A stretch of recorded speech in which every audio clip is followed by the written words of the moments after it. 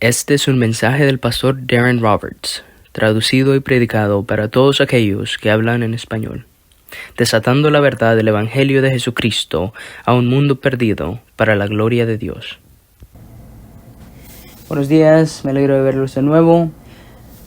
Por favor, abran sus Biblias de regreso a Juan capítulo 15. Abran sus Biblias de regreso a Juan capítulo 15. El Evangelio de Juan, escrito por Juan, el testigo del Señor Jesús, que presenta ante nosotros, en realidad, una verdad profunda, muy profunda.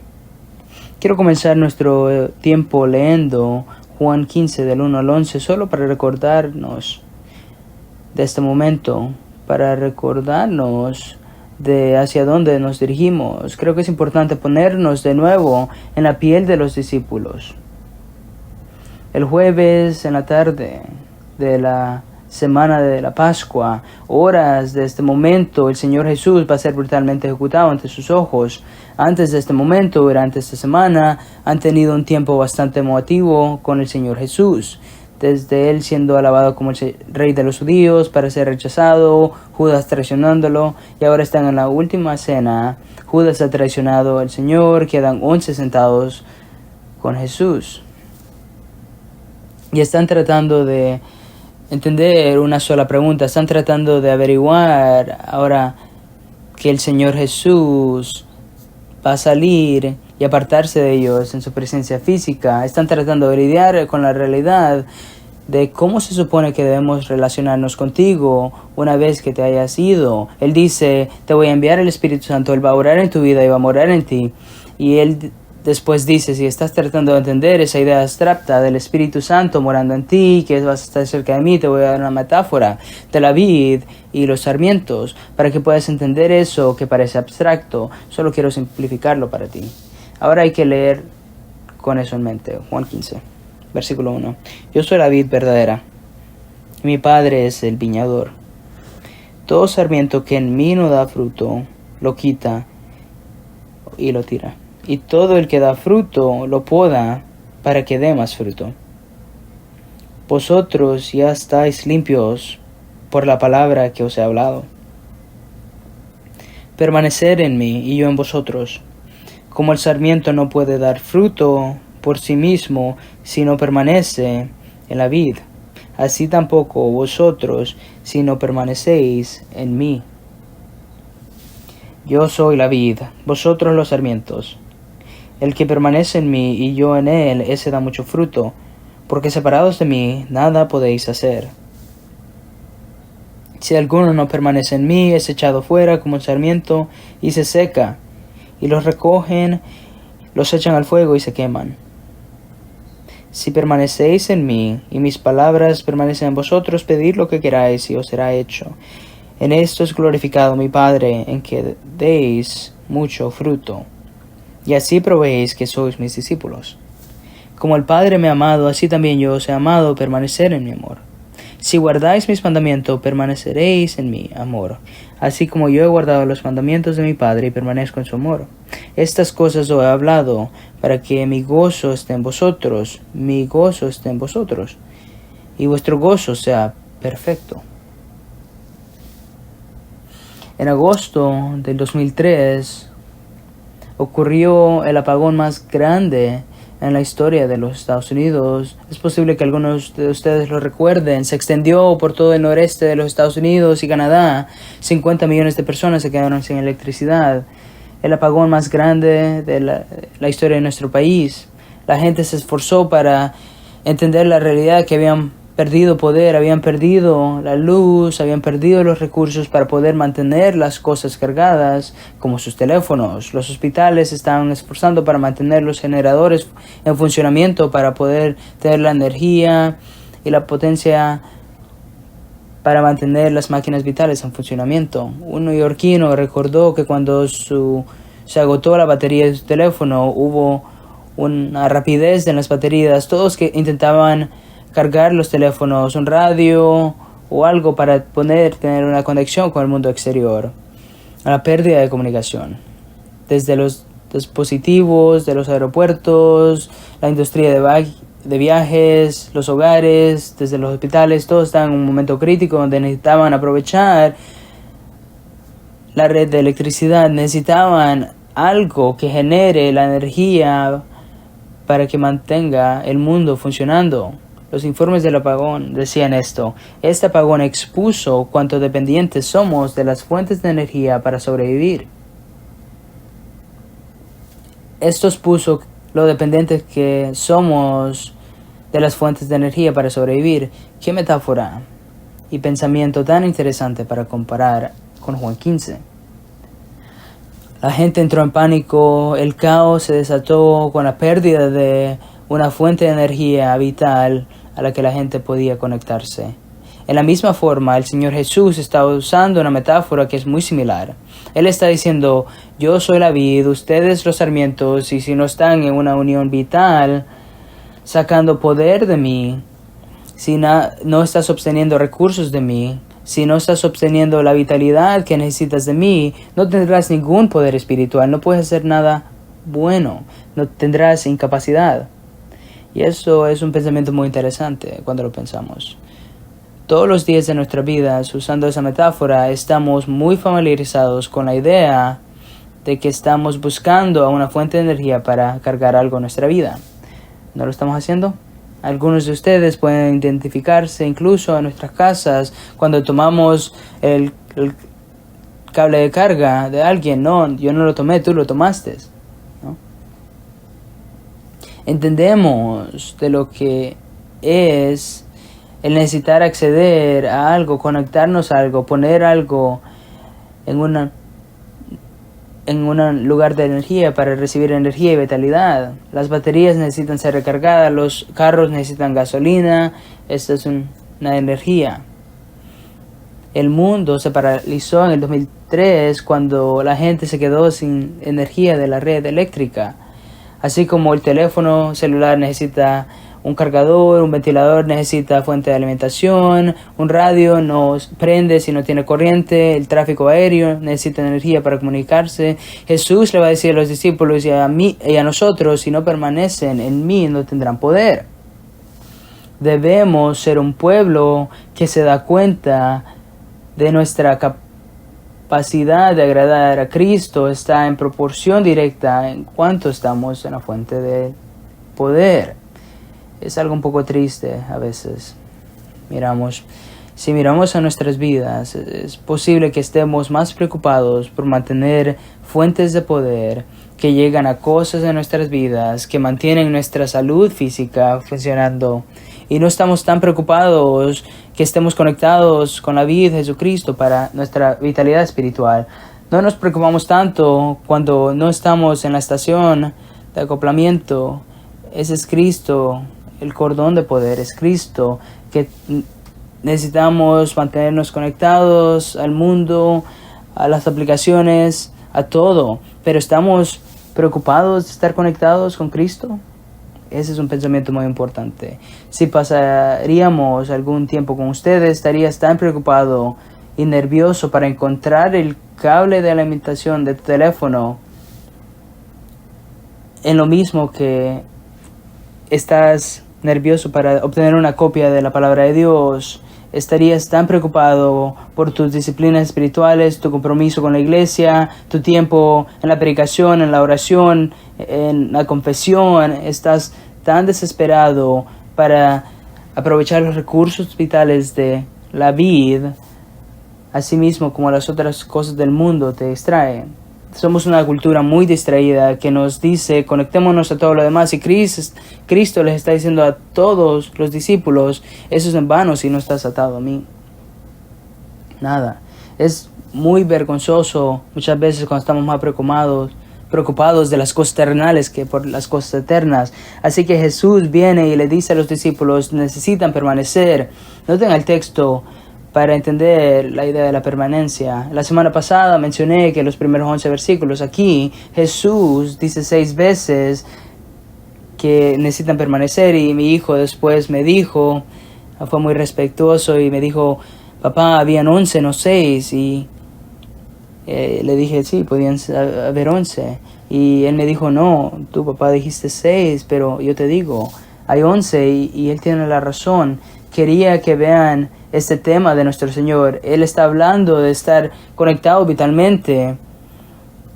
Nosotros somos los sarmientos. 15:4, permanecer en mí. 15:4 una vez más. Tampoco vosotros si no permanecéis en mí. 5. Permanecéis en mí y yo en él. 6. Si alguno no permanece en mí. Juan 15:7. Si permanecéis en mí, mis palabras permanecen en vosotros. 15:8. En esto se glorifica mi Padre, en que deis mucho fruto y probéis ser mis discípulos, como el Padre, permanecer en mi amor. 10. Guardáis mis mandamientos. 11 veces, en 11 versículos, Jesús tiene un tema para sus discípulos. Necesitan permanecer en mí. ¿Qué significa permanecer? Hablamos la semana pasada, menos, ¿qué significa el mantenernos, estarnos cerca, en una unión vital? No nos movemos de donde estamos. Y les dije que era muy importante para los discípulos de tratar de entender. Porque cuando Jesús les dice, quiero que permanezcan cerca de mí, que permanezcan conmigo, que caminen conmigo, que hablen conmigo, quédate cerca de mí, Él también les está diciendo, y yo me voy. Y todavía tienes que hacer eso. El primer punto que hablamos la semana pasada, que el permanecer en Cristo significa tener una comunión ininterrumpida con los sarmientos. La rama está conectada con la vid. La vid da nutrientes vitales a los sarmientos. Hay que estar conectados, permanecer cerca, ser intactas. No seamos un sarmiento que se separa. Ustedes pueden decir, podemos separarnos de Cristo si somos creyentes, no en salvación. Dice el versículo 3, vosotros ya estáis limpios, limpio por la palabra que os he hablado, ya eres salvo en tu unión con Cristo. Cuando el Espíritu Santo toma residencia en ti, Juan 14:23, no puedes perder tu salvación. El Espíritu Santo no te ocupa y después te va. Es permanente, estás en una unión vital. Él está en ti y tú estás en Él. Esa es la salvación, pero nuestra santificación, la metáfora dice que podemos desprendernos como un sarmiento y podemos vivir nuestras vidas cristianas desconectadas de la vid. Y como dije la semana pasada, tus uvas se convierten en pasas, se seca espiritualmente cuando pensamos que podemos caminar como un sarmiento desconectado de la vida. Así como la semana pasada hablamos en detalle qué significa ser el mejor amigo de Cristo, tener una comunión ininterrumpida, y no perdemos esa idea. Jesús dice, no vivas alejado de mí, desconectado de mí, quiero una relación contigo. Dice Juan 15, después, yo soy tu amigo, dice. Permanecer, antes de todo, significa comunión ininterrumpida. Escuché de algunos la semana pasada que fue un gran ánimo, y lo fue para mí, el pensar en caminar con el Señor, hablar con el Señor, apoyarme para obtener recursos. Así que ese fue el primer punto la semana pasada. La permanencia es tener una comunión ininterrumpida.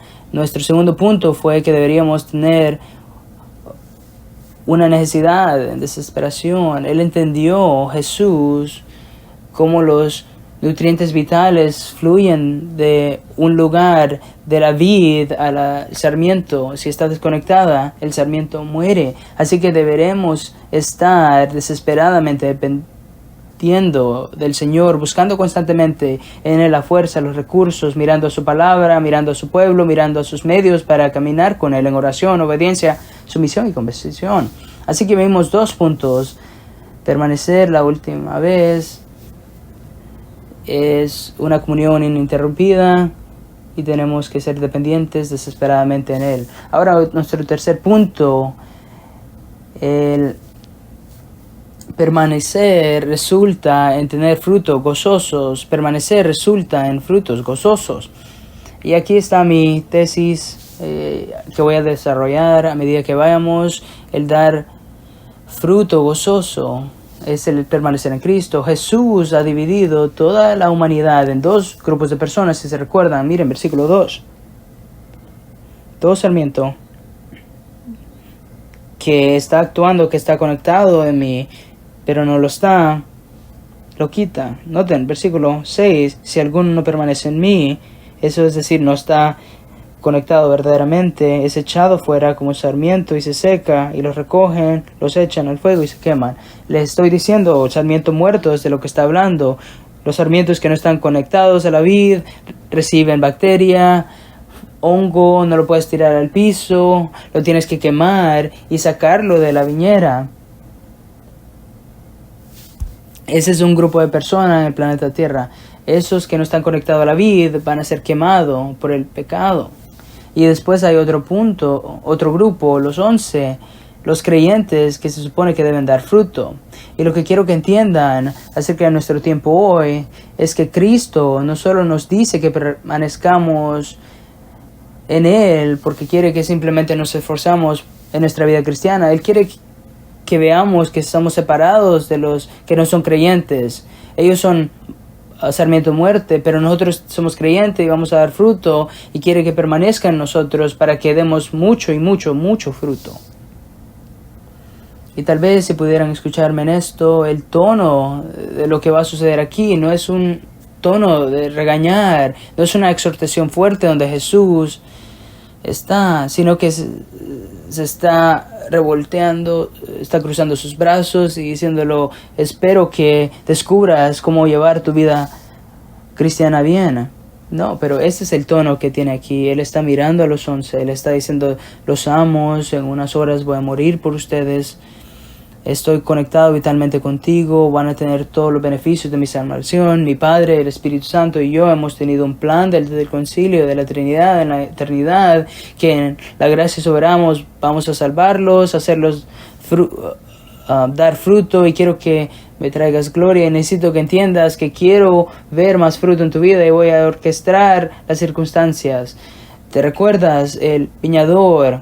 En el versículo 1, yo soy la vid verdadera y mi Padre es el viñador. Mi Padre va a ir y podarte, cortarte y arrancar el follaje para que la energía fluya vitalmente a los extremos de los sarmientos. Quiero que entiendas que estoy a favor de tu santificación, de tu crecimiento. Estás activo en el proceso, debes permanecer, y cuando permaneces vas a ver recursos, dadores de vida fluyentes a través de ti. Este es el fruto, el tono aquí. Y yo quiero que la fruta te dé mucho gozo para que no seas cristiano miserable. Él quiere que seas gozosos. Versículo 11. Estas cosas, para que mi gozo esté en vosotros. Estas latices de mi contorno. Cuando hablamos del versículo 8 al 11, queremos que esa idea permanezca en nuestras mentes, que el permanecer es para dar fruto gozoso.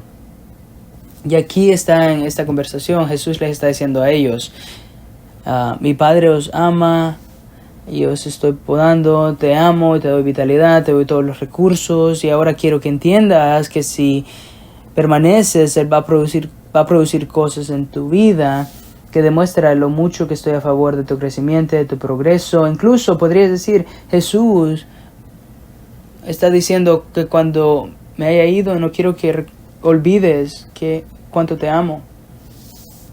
Y ese va a ser el tema por el resto de nuestro día. Noten versículo 8 al 11. Noten. En esto es glorificado mi Padre. ¿En qué se glorifica el Padre? En que deis mucho fruto. Hay que parar por un momento. Él está mirando a los discípulos y les está diciendo, me imagino que con un corazón de compasión, ojos llenos de amor, les está diciendo con un comentario personal, mi Padre, el que yo estoy más cerca, el que conozco más, el que ha estado conmigo en la eternidad, necesito que entiendas que Él ha ordenado y orquestado un proceso como una viña para producir frutos de la vida a los sarmientos, y quiero que entiendas algo. El empiezo del 8. En esto es glorificado mi Padre. En este proceso completo. ¿Qué significa glorificado? Doxazo. Dios recibe gloria de tu vida cuando das fruto. Dios es honrado cuando ustedes dan fruto. Y bueno, dices, es algo básico. Y sí. Pero piénsenlo de una perspectiva de salvación. Podrías estar en el versículo 6. Podrías leerte a ti mismo en el versículo 6. Si no eres creyente, este es tu destino. Serás un sarmiento que se seca, se tira y echado al fuego. Pero si no por la gracia soberana, tú fueras. Pero Jesús dice, necesito que sepas que mi Padre tiene un plan diferente para ti. Cornerstone Bible Church, el Padre tenía un plan diferente para ti. Él no solo planeó de salvarte, sacarte de la oscuridad de tu pecado y colocarte en su maravillosa gracia. Él no solo planeó que te iba a podar para asegurarse que estás dando fruto. Él no solo te va a conectar vitalmente a la vid, sino que necesito que sepas que vas a dar fruto en tu vida y tú vas a ser parte de eso. Vas a permanecer, vas a someterte, vas a rendirte, vas a caminar por fe ante Él. Y quiero que sepas que el derramamiento de todo eso va a producir fruto justo. Y Él va a producir fruto a través de tu esfuerzo nacido del Espíritu para obtener gloria de tu vida. Quiero decir, debería humillarnos bastante el decir, no, es asombroso que el Señor me salvó. Cuando conté mi testimonio, Dios me salvó. Estuve cantando esta mañana y una de las frases hablaba de la gracia soberana y me recuerdo el verano del 2007 cuando el Señor me salvó. Cada vez que canto sobre mi salvación pienso en ese verano. Pero también deberías fascinarnos que cada día y cada semana y cada momento de tu vida Dios dice, no solo voy a obtener gloria en tu conversión, pero voy a tener gloria en tu santificación, en tu crecimiento, en el obtener fruto de tu vida. De hecho, quiero más gloria de ti, tu vida. Y quiero que entiendas que ese es el tono aquí, ese es el tono del texto. Es un Dios que apoya, que quiere ver mucho fruto de nosotros. Noten, en un momento. Este fruto llega porque estamos morando en el amor. Este fruto, en el versículo 10, porque guardamos los mandamientos. Este fruto llega porque Dios quiere traer gozo a nuestra vida. Dios el Padre, a través del Hijo, no es un dictador severo en el cielo que dice y pone piezas en un tablero de ajedrez y dice, oh, ve a hacer lo que tú puedes. Ve a hacer si das fruto para apoyarte a ti mismo. No, Él está diciendo, mi Padre está apoyando que camines conmigo, que hables conmigo, porque Él quiere que hagas los movimientos correctos, que dan fruto. El Padre está apoyando porque le da gloria. Y me dices, ¿por qué es importante eso? ¿Por qué enfatizas eso? Porque el resto del versículo tiene que tener el tono de un apoyo de Cristo, un apoyo del Padre para producir fruto. Noten, versículo 8. En esto es glorificado mi Padre. Y después dice esto. Y así probéis que sois mis discípulos. Hay que parar ahí. Cuando escuchas probéis y lenguaje de evidencia, se puede escuchar este tono. Ustedes discípulos tienen que probar que son mis discípulos. Tienen que probarlo. Pero escuchen, Él está hablando con los 11. Ellos ya han probado, ya han dado evidencia, ya han dado todo para seguirlo. Judas los ha abandonado. En cierto sentido, sus discipulados los ha probado. No les está diciendo, escuchen, ustedes vayan a dar fruto y yo me voy a sentar aquí, cruzar mis brazos hasta que se muestren fructíferos y entonces les daré fruto en su vida. Lo contrario, Él está diciendo, quiero verte dar fruto, quiero verte más y más, que pruebas que perteneces a mí. Ahora, volveré a ese punto sobre el apoyo de Dios en nuestra santificación en un momento, pero permíteme extraer un principio de esta parte de aquí. Él también está diciendo en el versículo 8, que si lo lees en lo negativo, si no me apoyas, si no das mucho fruto, no eres un discípulo. Escucha, te puedes salvar 1000 angustias y conversaciones confusas si entiendes esto en tu mente. No hay un cristiano o un discípulo de Cristo que no da fruto espiritual. En realidad es una imposibilidad porque está desconectado de la vida. Y cuando miras ese texto ahí y piensas, noten, dice esto, discípulo. ¿Qué es un discípulo? Maketes. Significa aprendiz, significa alumno, significa alguien que ha elegido seguir a un maestro, significa alguien que ha escogido a alguien como un señor. Eran discípulos porque habían decidido seguir a Cristo en su posición, pero su práctica no era perfecta. Necesitan crecer, y muchas veces vemos esta categoría hoy que dice yo soy cristiano pero simplemente no soy un seguidor de Cristo, no soy un discípulo.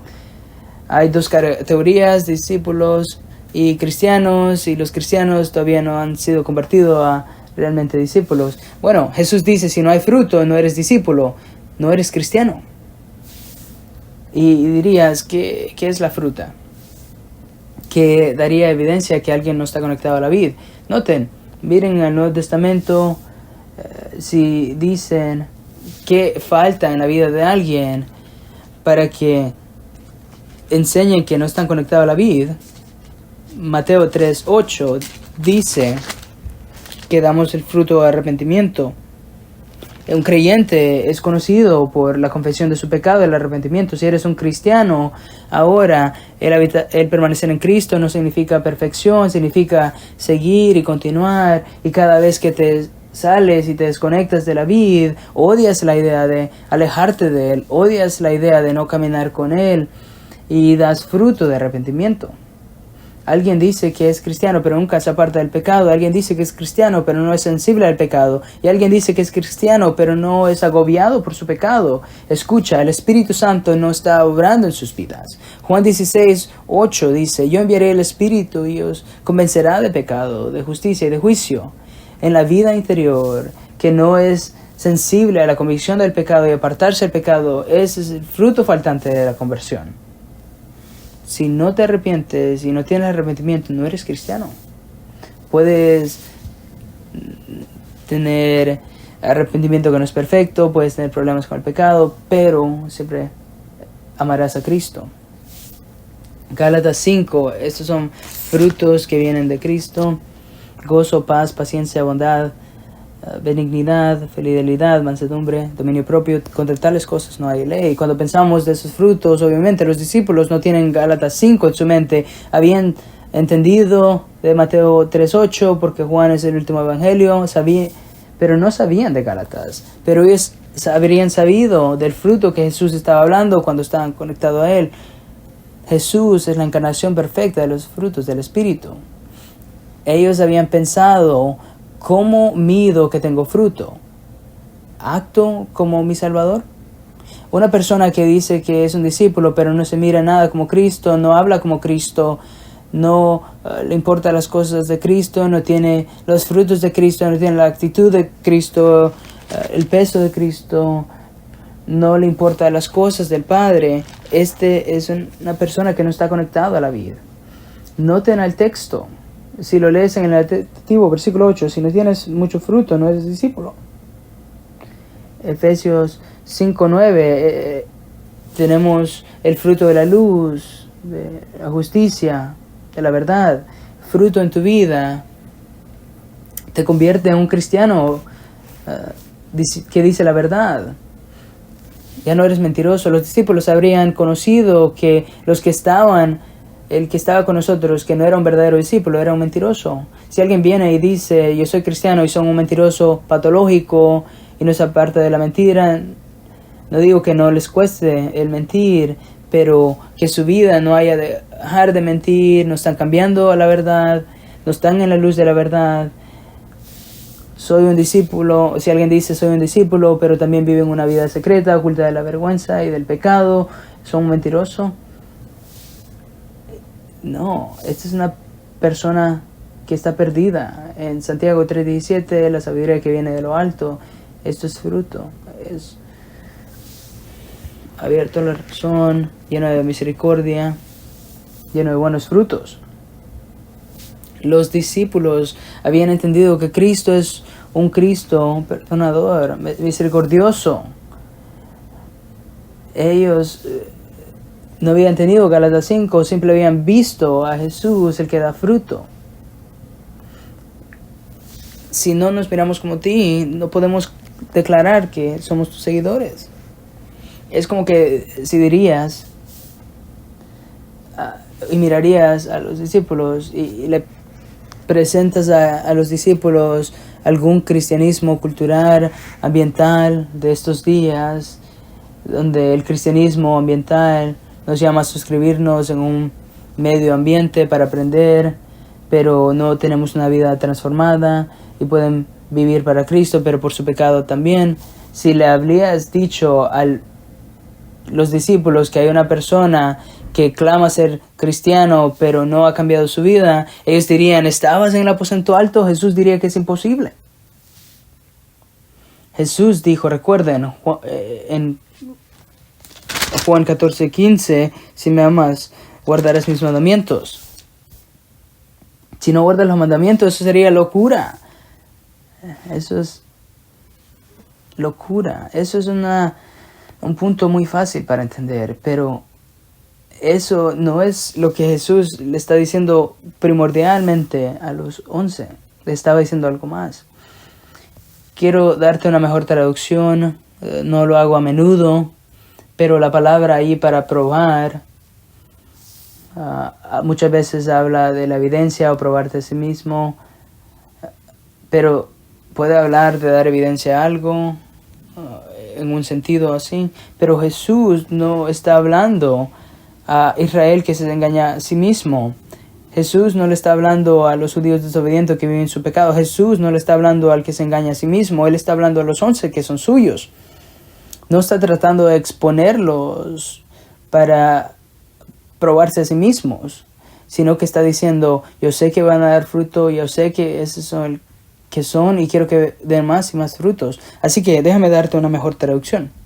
Nota en versículo 8.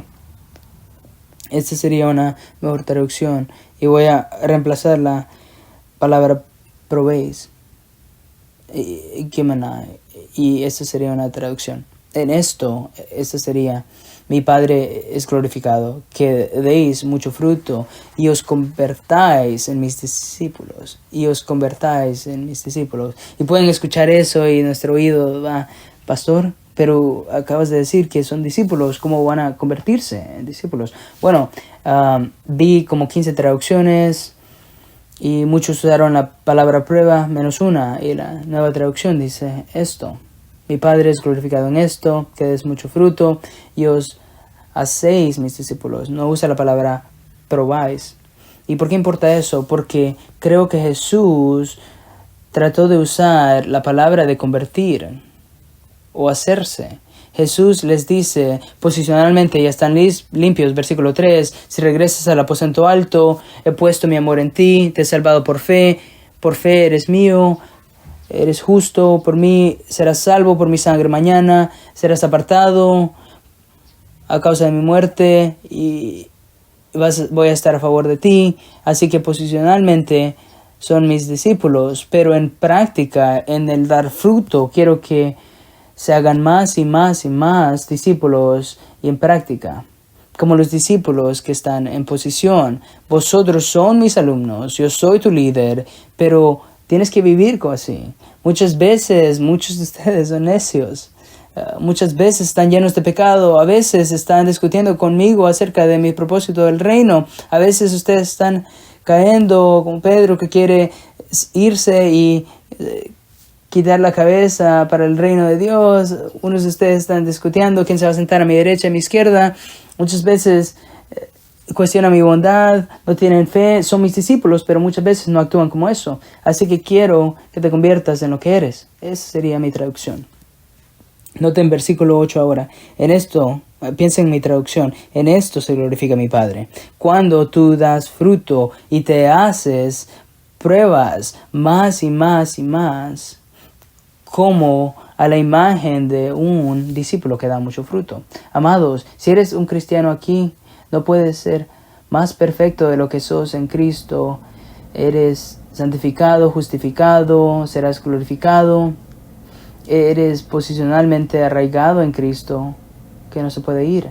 Pero en la práctica necesitas convertirte en lo que eres posicional. Tu posición es santo, necesitas ser más santo. Prácticamente estás apartado como un portador de fruto, al igual que Cristo, pero necesitas ir y dar más frutos. Si piensas que Cristo te dejó en la tierra porque te salvó, ya tengo la salvación, ahora voy a seguir cojeando y esperando para llegar a la gloria, y estoy contento y voy a deslizarme y vivir mi vida sin problemas. No, lo siento. Jesús dice, tienes que entender que Dios el Padre y yo estamos comprometidos con tanta urgencia que hasta que des tanto fruto en tu práctica que represente de lo que eres en tu posición, vamos a seguir viniendo por ti. El viñador va a seguir podando, yo voy a seguir aportando vitalidad, vamos a seguir cerca de ti para tu crecimiento, tu santificación, para tu bien.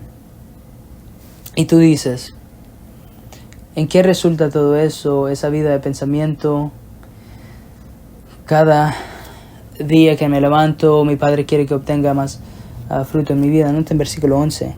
Estas cosas os he hablado para que mi gozo esté en vosotros y vuestro gozo sea perfecto. ¿Sabes lo que esa palabra perfecto significa?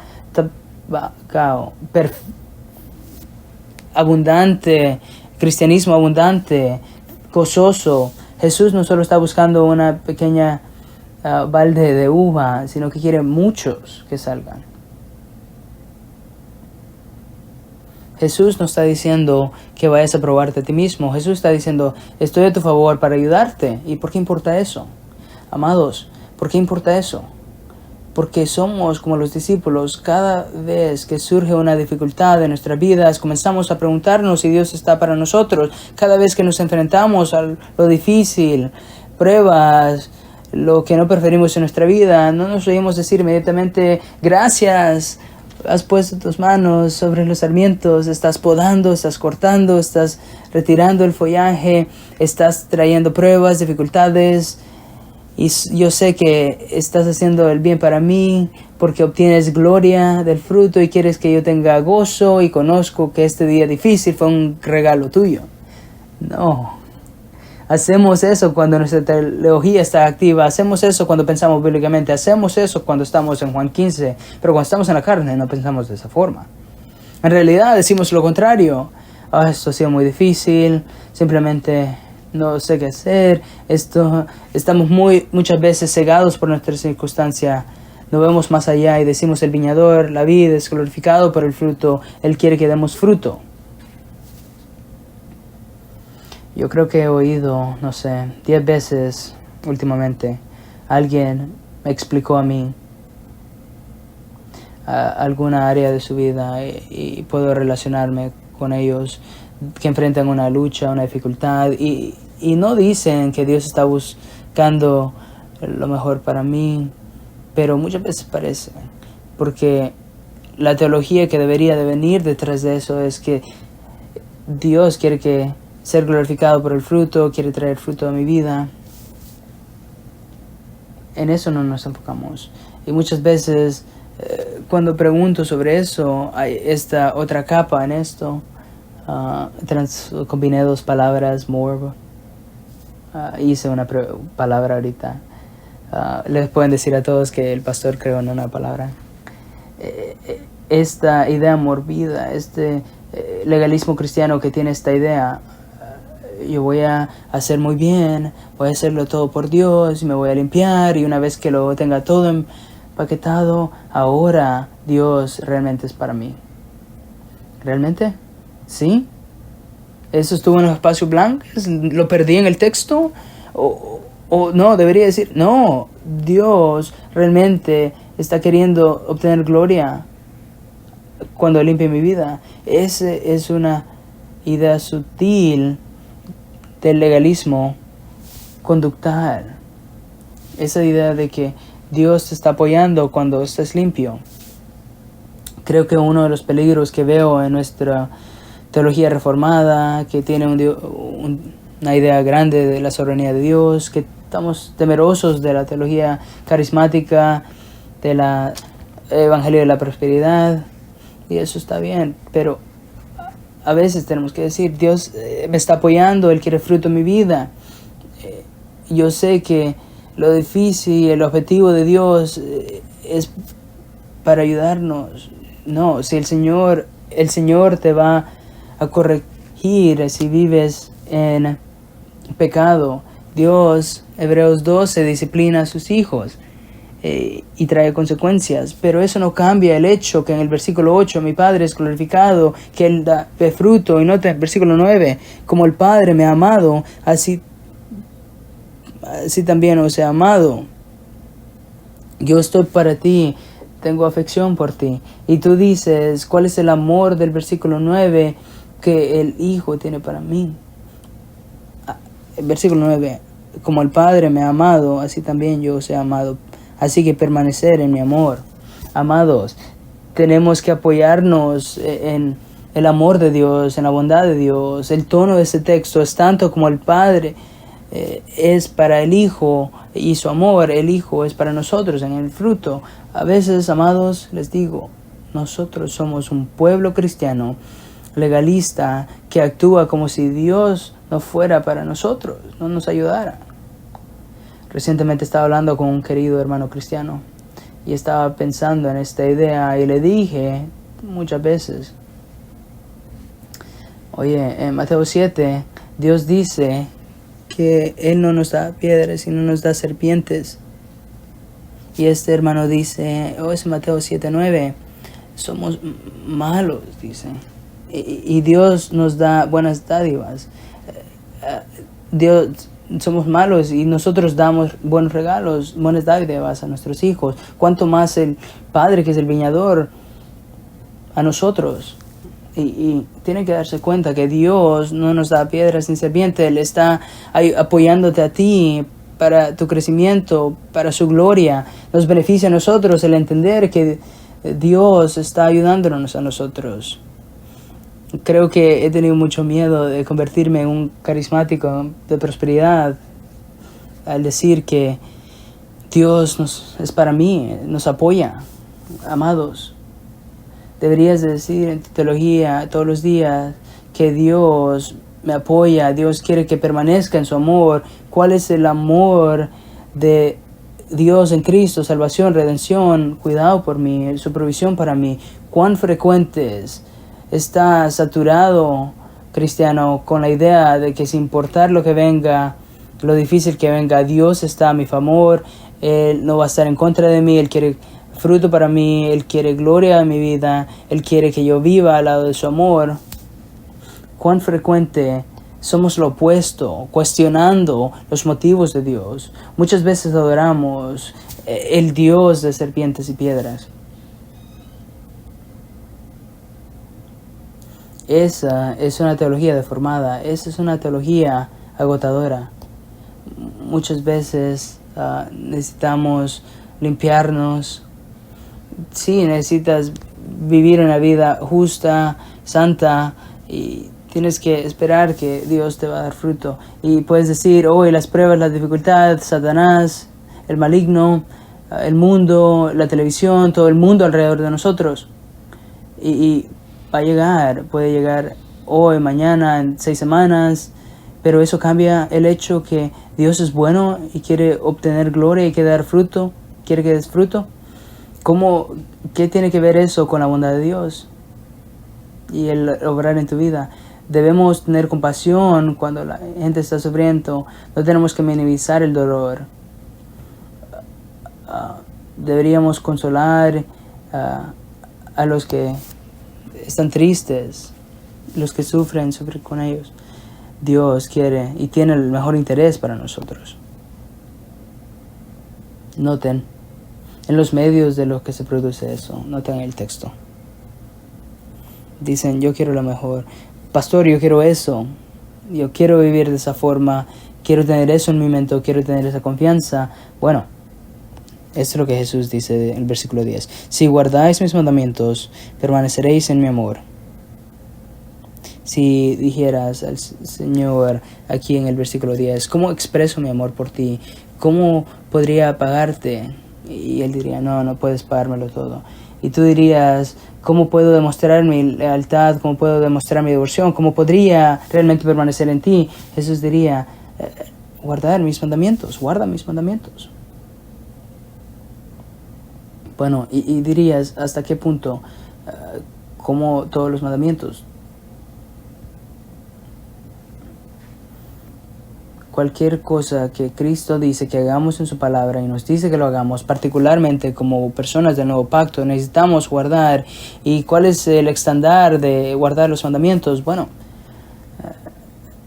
si guardáis mis mandamientos, permaneceréis en mi amor. Ese es un estándar muy alto, así como yo si guardáis permanecer en mi amor, así como yo sé guardar los mandamientos de mi Padre y permanezco en su amor. ¿Qué es el estándar de estar cerca de Cristo? Fácil, como Él caminó con su Padre. ¿Cómo Él caminó con su Padre? ¿Pecó? No. Si hubiera pecado, ¿habría apartado del plan? Sí, se había apartado del plan de Dios. Cuando pecamos, nos apartamos del plan de Dios de nuestra vida.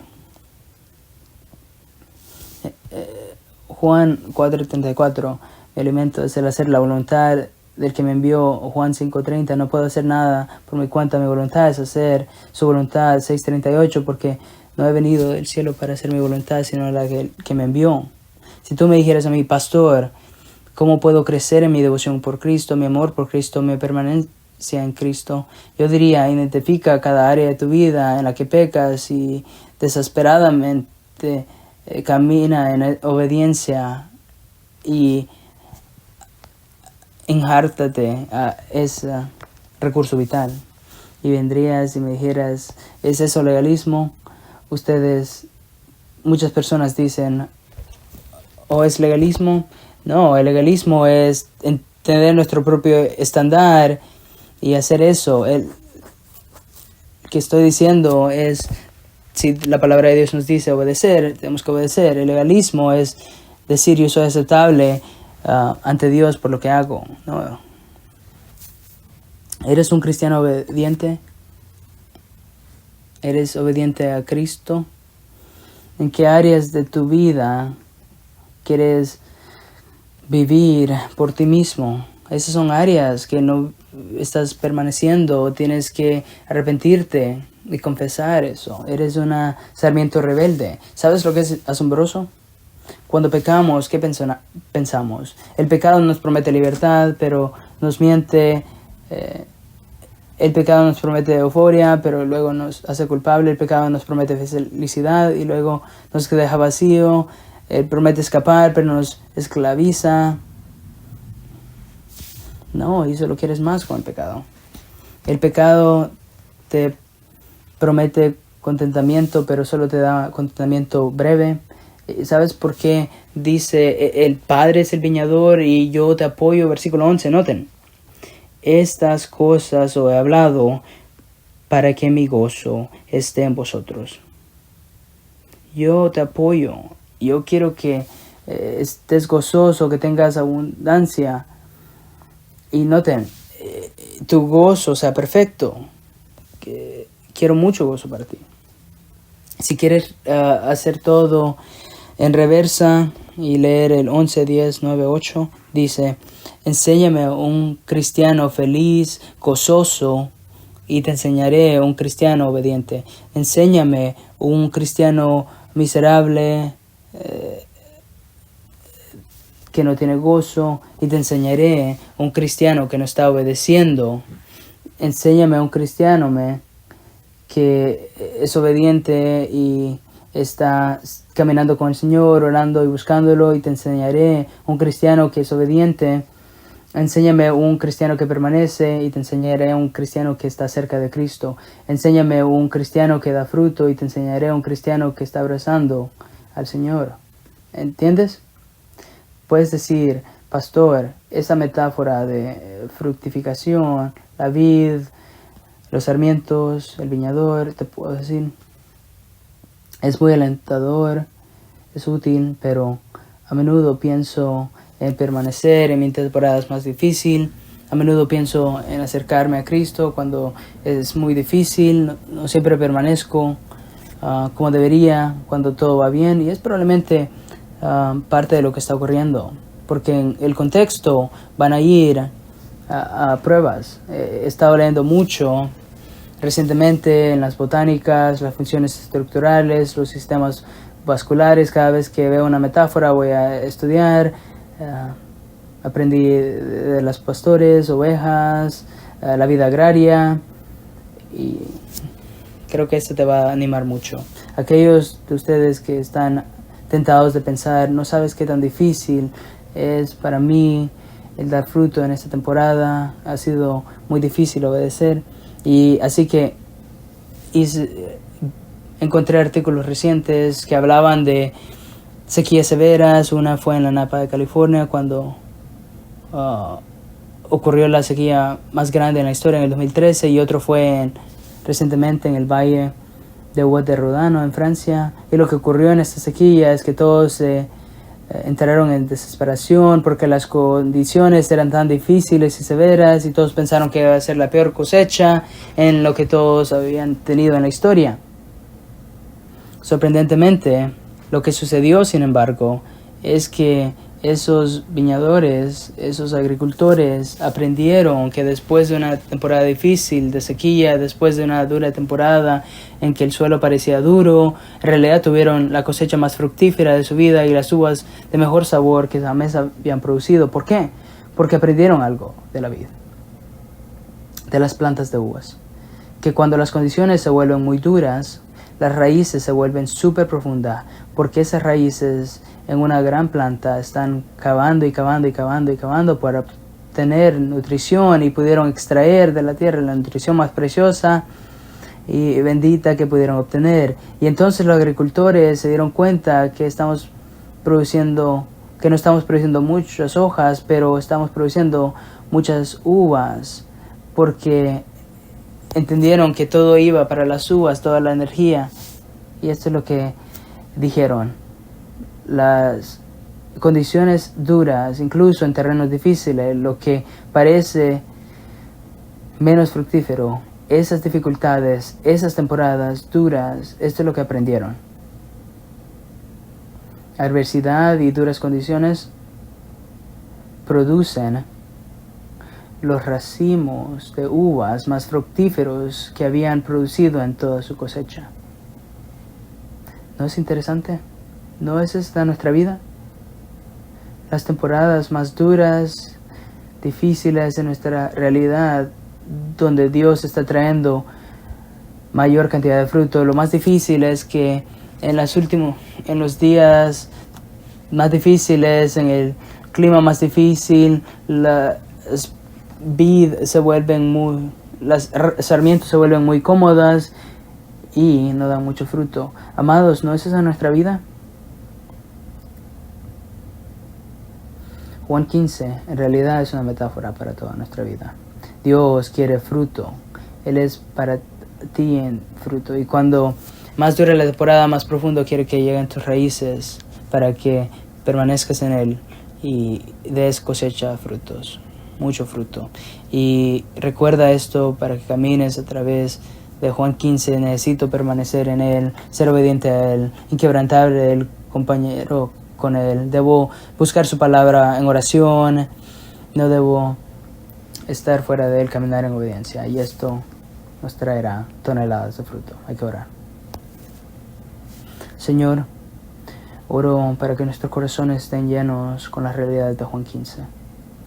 Que estás a favor de nosotros, no en contra de nosotros. Que nunca debemos cuestionar tu amor, tu misericordia, tu bondad. Solo debemos estar expectantes de ti. Hay mucho que aprender de Juan 15.